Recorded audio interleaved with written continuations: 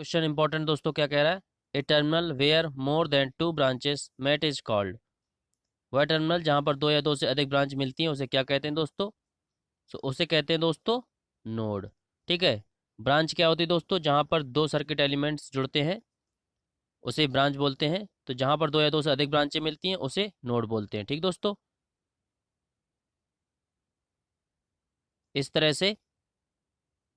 ठीक है दोस्तों, तो ये जो पॉइंट हो गया, एक ये पॉइंट एंड इनमें से तीनों कॉमन पॉइंट ये निकाल लेंगे यहाँ पे। तो एक ये हो गया नोड N1 एंड ये एक हो गया नोड N2। ठीक है दोस्तों, ये ब्रांचेस हो गई 1 2 3। ठीक है। अगला question, an ideal current source है। आइडियल करंट सोर्स क्या होता है दोस्तों? तो उसका सोर्स रेजिस्टेंस होता है दोस्तों, वो इनफाइनाइट होता है, इनफाइनाइट सोर्स रेजिस्टेंस। जैसे कि आइडियल करंट सोर्स अगर किसी भी सर्किट में है, अगर उस सर्किट को जब हम लोग सॉल्व करेंगे दोस्तों, तो जो आइडियल करंट सोर्स होता है उसको हम लोग कैसे रिप्लेस करते हैं? एज अ ओपन कर देते हैं।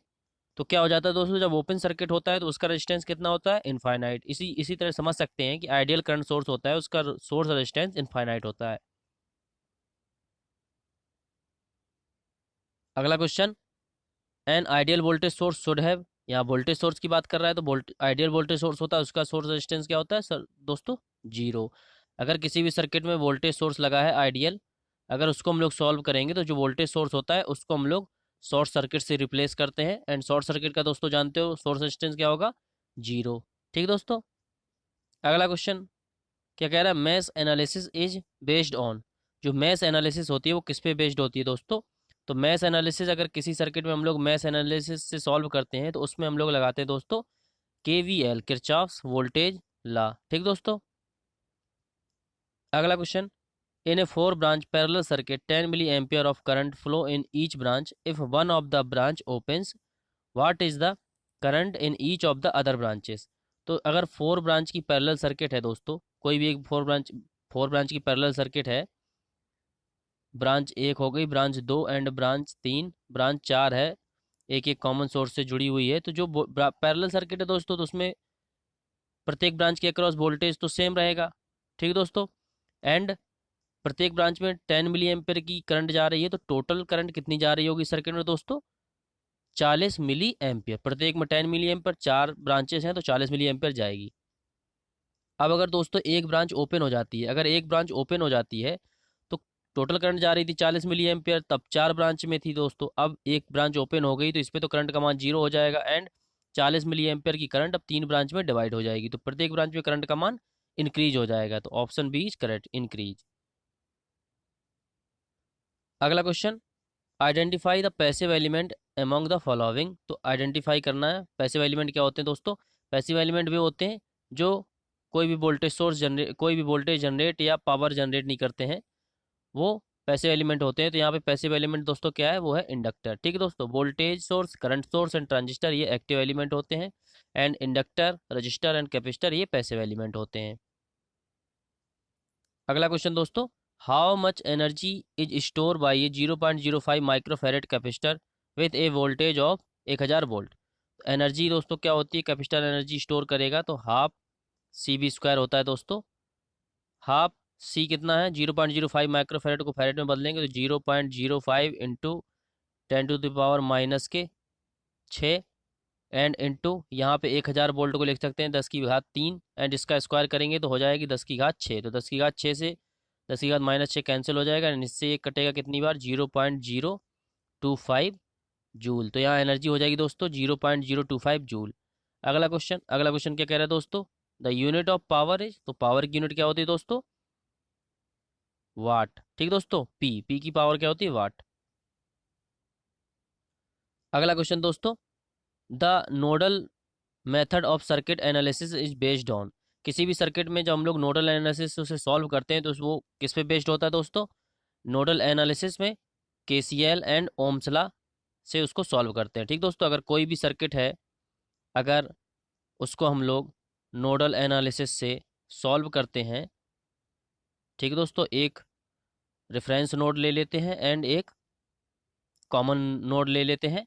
तो जब हम लोग इसमें सॉल्व करते हैं तो पहले KCL लगाते हैं एंड ओम्स लॉ। ठीक दोस्तों।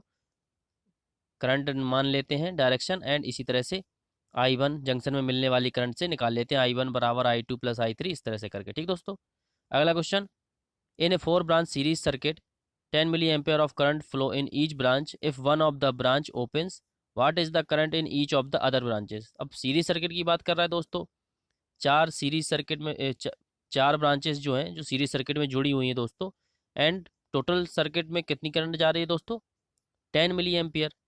तो चारों सीरीज में तो सभी में 10 मिली एम्पियर जा रही होगी, एंड एक ब्रांच अगर ओपन हो जाती है तो सर्किट टोटल ओपन हो जाएगा। सीरीज सर्किट की बात होती है, तो अगर एक ब्रांच ओपन हो जाएगी तो टोटल सर्किट हो जाएगा ओपन, तो टोटल सर्किट में करंट कितनी हो जाएगी दोस्तों, जीरो।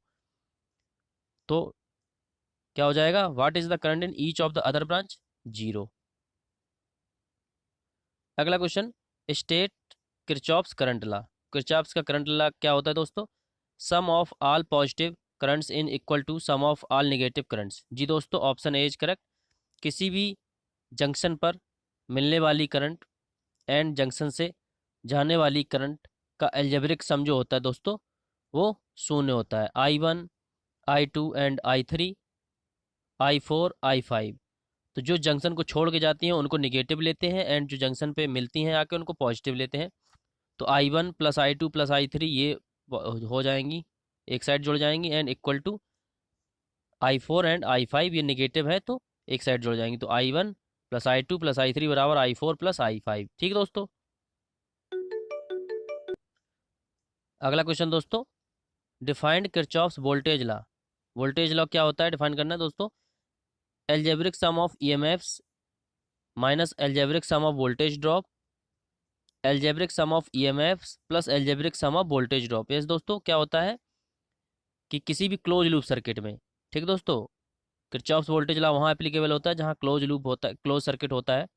तो Kirchhoff's voltage law algebraic sum of EMFs plus algebraic sum of IR drops. ठीक दोस्तों, ऑप्शन बी इज करेक्ट। अगला question, Ohm's law states the current through a conductor under condition is proportional to potential difference across the conductor. तो जब ohms law किस पे applicable होता है, अगर एक कंडक्टर पे करंट कैरिंग कंडक्टर है, तो ओम्स लॉ के लिए क्या कंडीशंस होती हैं, must constant pressure temperature and volume. जो प्रेशर, वो टेम्परेचर एंड वॉल्यूम है, ये तीनों चीज़ें कांस्टेंट रहेंगी। ठीक दोस्तों, अगला क्वेश्चन, find the voltage between A and B for the figure 1 shown below. Point A and B के बीच का वोल्टेज निकालना है, तो पहले इस सर्किट में टोटल रेजिस्टेंस निकालेंगे दोस्तों, कितना हो जाएगा, 5 4 9 1 10।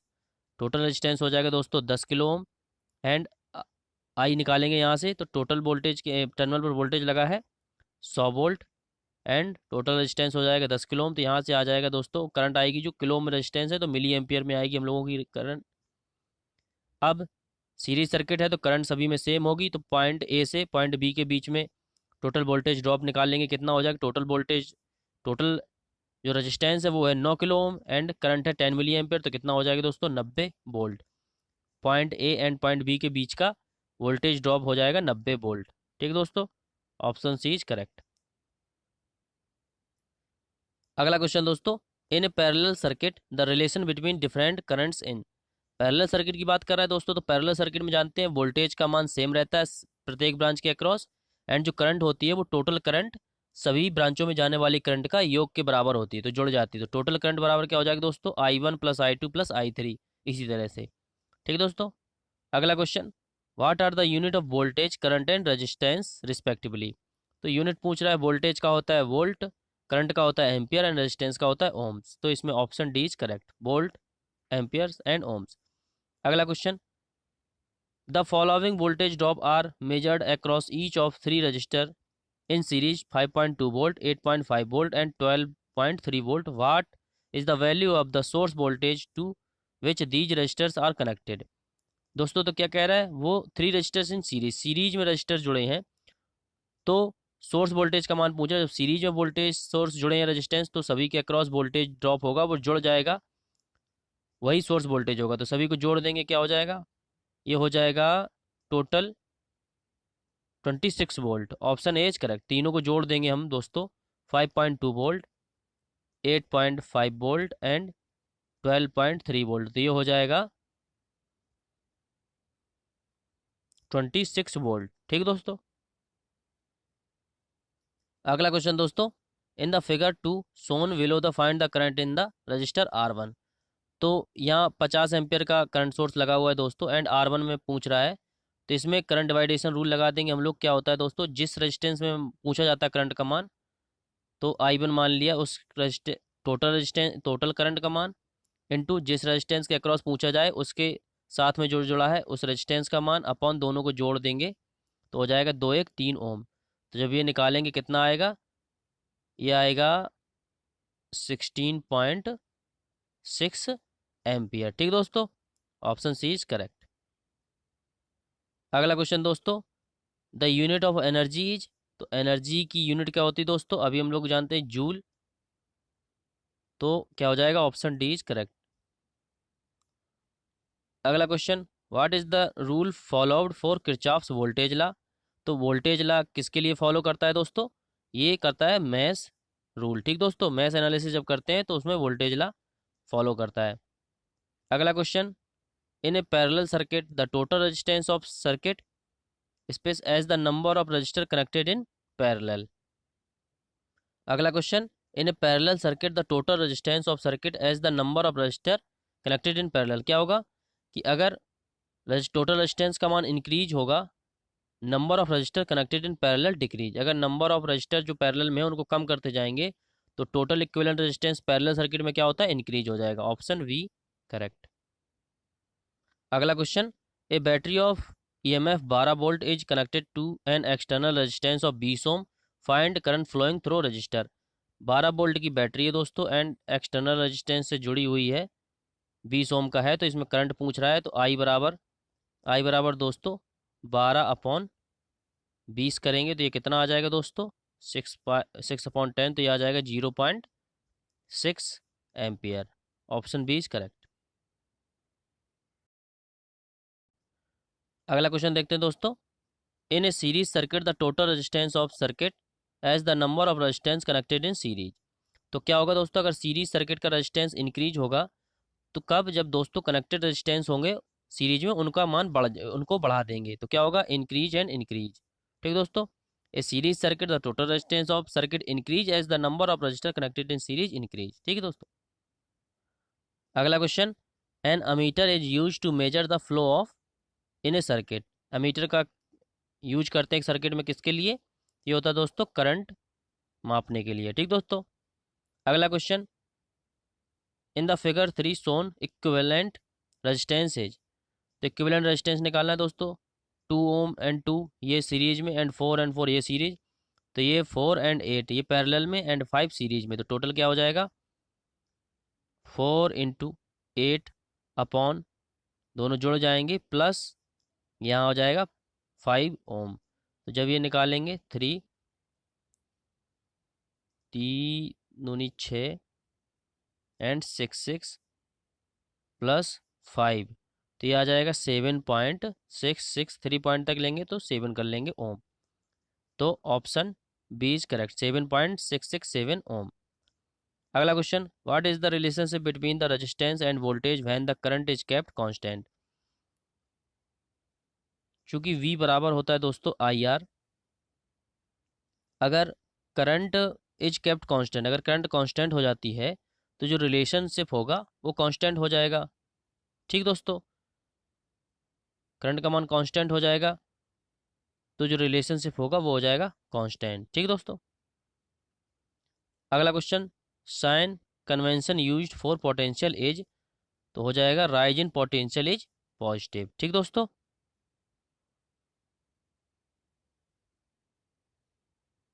अगला क्वेश्चन दोस्तों, in a 4 branch series circuit 100 milli ampere of current flow in each branch, if one of the branch opens what is the current is in each of the other branches. तो जो कि series circuit की बात कर रहा है दोस्तों and 100 milli ampere जा रही है और एक ब्रांच अगर ओपन हो जाएगी तो टोटल सर्किट में करंट का मान क्या हो जाएगा दोस्तों, 0। Option D is correct. अगला क्वेश्चन दोस्तों, कि 10 cells each of EMF 1.5 volt are connected in series, what current will they send through an external resistance of 4 ohm. 1.5 volt की 10 सेल हैं दोस्तों, उनको सीरीज में अगर कनेक्ट करेंगे तो टोटल EMF कितना हो जाएगा 10 सेल का सीरीज में जोड़ने पर, ये हो जाएगा 15 वोल्ट। ठीक दोस्तों, 1.5 इंटू 10 हो जाएगा, तो ये हो जाएगा 15 वोल्ट। एंड एक्सटर्नल रेजिस्टेंस का मान कितना दिया है दोस्तों, 4 ओम। तो यहाँ से हम लोग करंट निकालेंगे, कितनी जाएगी एक्सटर्नल सर्किट में, 15/4 करेंगे। तो जब इससे हम लोग काटेंगे तो 4 तिया 12 एंड 4 सत्ते 28 एंड 4 पंचे 20। तो आई का मान आ जाएगा 3.75 ampere. Option C is correct. देखते हैं अगला question. A battery of EMF 1.8 volt is connected to a pair of resistance 4 ohm and 6 ohm in parallel. Calculate the current supply by the battery. तो 4 ohm and 6 ohm parallel circuit में जुड़े हुए हैं and battery source EMF है 1.8 volt, ये 4 volt and ये 6 ओम, sorry 4 ohm and 6 ओम। तो इसमें आई इक्विवेलेंट पूछ रहा है, क्या होगी दोस्तों। तो पहले तो इसका इक्विवेलेंट रेजिस्टेंस निकालेंगे, पैरेलल में जुड़े हुए हैं तो आर इक्विवेलेंट निकालेंगे, 4 इंटू के 6/10 हो जाएगा। तो ये निकलेगा 0.4 आ जाएगा, 2.4 ओम। आर इक्विवेलेंट आ जाएगा दोस्तों 2.4 ओम।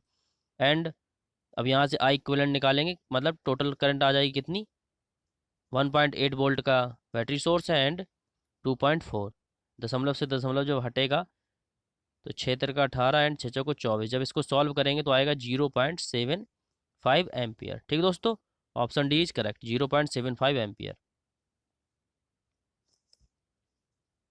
अगला क्वेश्चन, क्वेश्चन नंबर 31।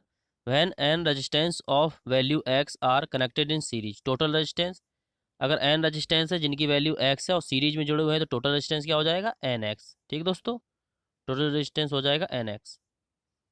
अगला question, which of the following is not the same as watt. इनमें से कौन सा वाट के समान नहीं है। तो देखते हैं, चूंकि P बराबर दोस्तों क्या होता है, P बराबर होता है VI and I² R and V²/R। तो VI हो जाएगा volt and ampere, volt and ampere. ठीक दोस्तों, C है I²R हो जाएगा, आई एम्पियर स्क्वायर ओम, ये भी है दोस्तों। एंड V²/R हो जाएगा वोल्ट²/ओम। तो इसमें नहीं है दोस्तों। एंड जूल पर सेकेंड भी होता है वाट, तो यहाँ पे ऑप्शन वीज करेक्ट हो जाएगा कि एम्पियर पर वोल्ट नहीं होता है।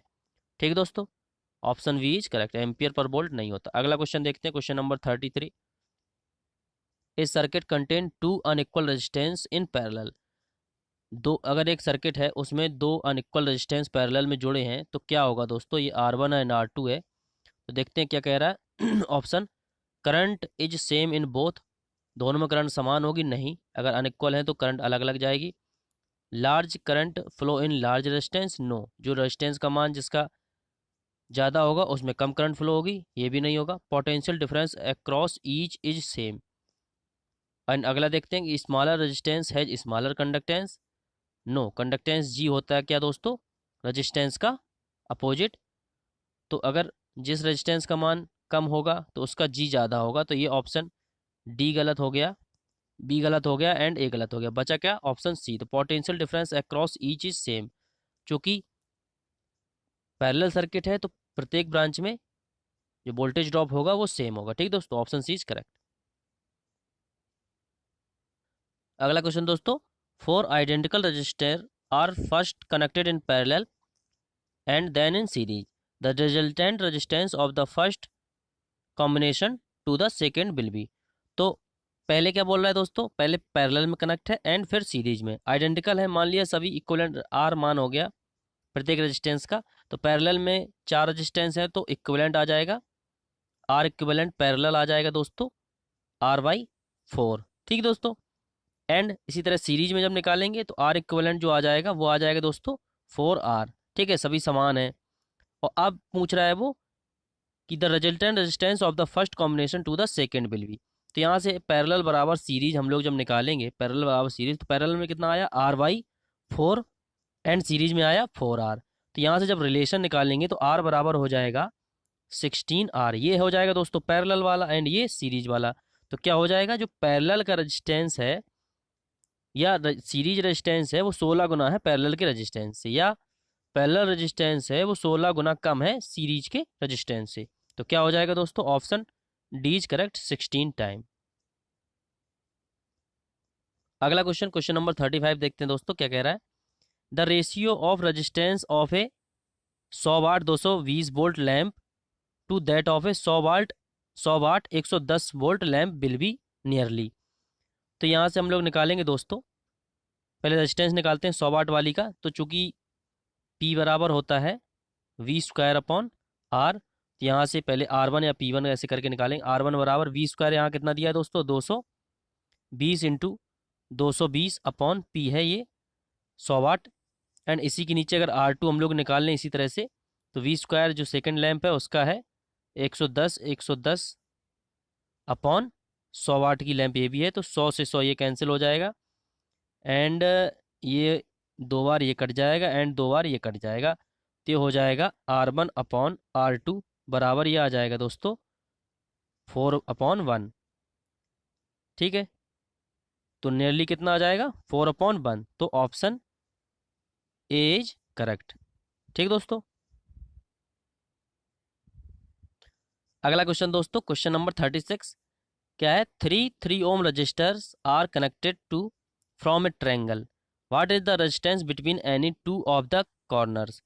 तो 3 ओम के 3 रेजिस्टेंस एक ट्रायंगल की भांति जुड़े हुए हैं इस तरह से, ये 3 ओम 3 ओम 3 ओम ए बी सी, किसी दो कॉर्नर के बीच में वो रेजिस्टेंस पूछ रहा है। तो मान लिया सी एंड बी के बीच में निकालेंगे। जब इन दो कॉर्नर के बीच में निकालेंगे तो जो ये दो रेजिस्टेंस हैं ये दोनों सीरीज में हो जाएंगे एंड ये पैरेलल में। तो 3 3 6 सीरीज में हो गया, तो ये सर्किट इस तरह से बन जाएगा कुछ सी एंड बी के बीच में। ये हो जाएगा 6 ओम एंड ये 3 ओम। अब 6 एंड 3 पैरेलल निकाल लेंगे तो क्या हो जाएगा, ये आ जाएगा दोस्तों 2 ओम। तो इक्विवेलेंट आ जाएगा, दो कॉर्नर के बीच में इक्विवेलेंट रेजिस्टेंस आ जाएगा दोस्तों 2 ओम। ठीक है, अगला क्वेश्चन, क्वेश्चन नंबर 37 क्या कह रहा है। A wire of 0.14 mm diameter and specific resistance 9.6 micro ohm centimetre is 440 centimetre long, the resistance of the wire will be. तो दोस्तों दिया है डायामीटर मतलब D बराबर 0.14 mm दिया है, तो इस यहाँ पे रेजिस्टेंस निकालेंगे, त्रिज्या निकालेंगे, कितनी हो जाएगी 0.07 mm में है, तो इसको मीटर में बनाएंगे हम लोग 10⁻³ मीटर, ये R हो जाएगा। एंड स्पेसिफिक रेजिस्टेंस दिया है दोस्तों माइक्रो ओम सेंटीमीटर में, तो इसको ओम मीटर में बनाएंगे। रो का मान दिया है दोस्तों 9.6 इंटू माइक्रो 10⁻⁻6 का गुणा करेंगे एंड सेंटीमीटर से मीटर में बनाएंगे तो 10⁻² का और गुणा करेंगे, तो ये हो जाएगा ओम मीटर में। ठीक दोस्तों, एंड एल का मान दिया 440 सेंटीमीटर, तो इसको मीटर में बनाएंगे। एल बराबर आ जाएगा 440 इंटू 10⁻⁻² मीटर लॉन्ग। ठीक दोस्तों, रो एल एंड आर आ गया, तो यहाँ से आर मतलब ये त्रिज्या है दोस्तों। अब आर बराबर हम लोग निकालेंगे, जब आर बराबर लगाते हैं क्या रो एल बाई ए, तो ए बराबर क्या हो जाएगा, एरिया बराबर हो जाएगा रो एल, ए का मान हो जाएगा पाई आर स्क्वायर। ठीक दोस्तों, तो जब आर बराबर रो का मान रख देंगे हम लोग, रो का मान कितना है 9.6 इंटू 10⁻⁻6 इंटू 10⁻⁻² हो जाएगा।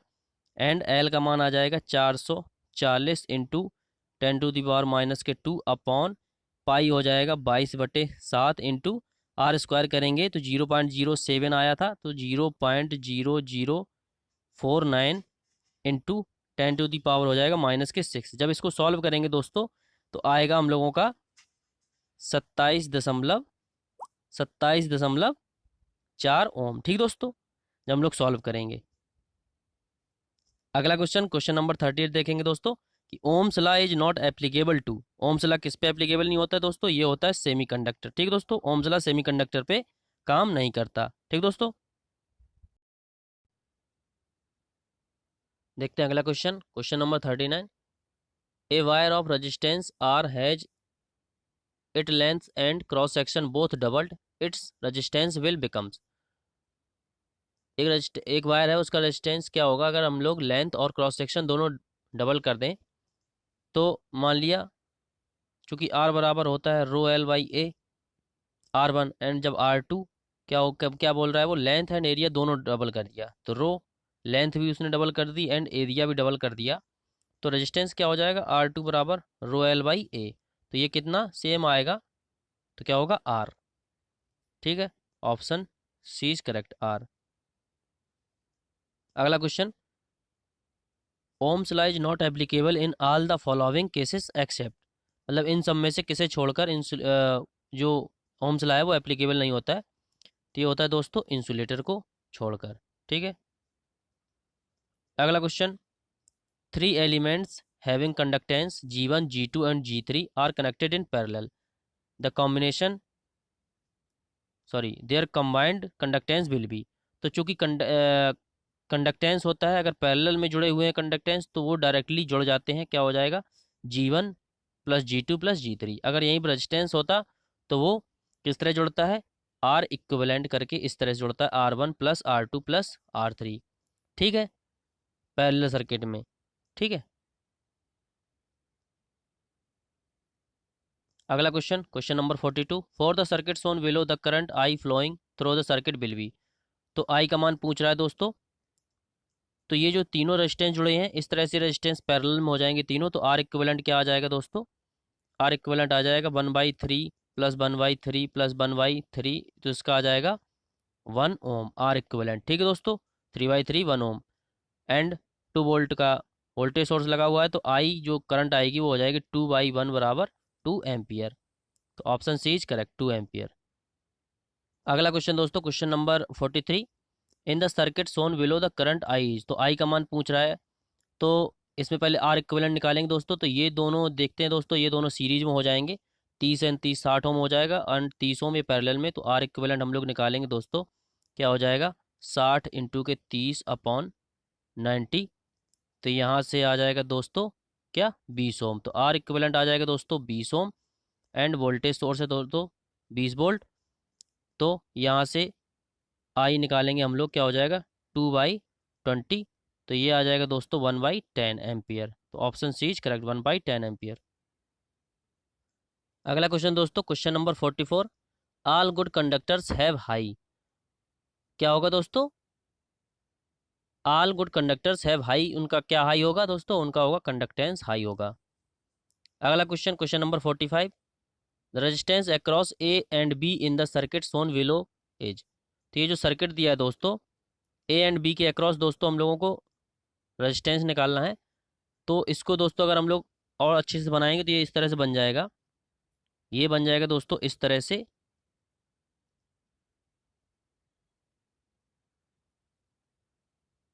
एंड ये R R R and R, ये टर्मिनल हो जाएगा ए एंड बी। तो इस तरह से देखेंगे दोस्तों, तो ये सारे रेजिस्टेंस का मान सेम है। तो ये जो बीच का रेजिस्टेंस है ये व्हीट स्टोन ब्रिज के प्रकार से इसको हम लोग जब देखेंगे तो ये इसका कोई मतलब नहीं रहेगा, ये निगलेक्ट हो जाएगा। तो ये R R 2R एंड ये R R 2R दोनों सीरीज में हो जाएंगे, तो 2R एंड 2R पैरेलल हो जाएगा। तो इक्विवेलेंट क्या बचेगा, 1/2R प्लस 1/2R, ये हो जाएगा दोस्तों 2/2R। तो यहाँ से आर इक्विवेलेंट आ जाएगा दोस्तों R। ठीक है, तो इस सर्किट का जो मान होगा रेजिस्टेंस का, वो हो टोटल रेजिस्टेंस का मान क्या आ जाएगा दोस्तों R। ठीक है, अगला क्वेश्चन, क्वेश्चन नंबर 46, क्या कह रहा है, equivalent resistance between X and Y. X and Y के बीच में इक्विवेलेंट रेजिस्टेंस निकालना है दोस्तों। तो हम लोग पीछे से सर्किट देखते हैं, तो यहाँ से देखेंगे दोस्तों 50 एंड 25 ये सीरीज में हो जाएगा, तो हो जाएगा 75। एंड ये जो 75 ओम है, 75 एंड 75 हो जाएगा दोस्तों पैरेलल में। ठीक है दोस्तों, ठीक है दोस्तों, तो 75 75 ये पैरेलल में हो जाएगा, तो क्या हो जाएगा फिर, ये आ जाएगा 75/2।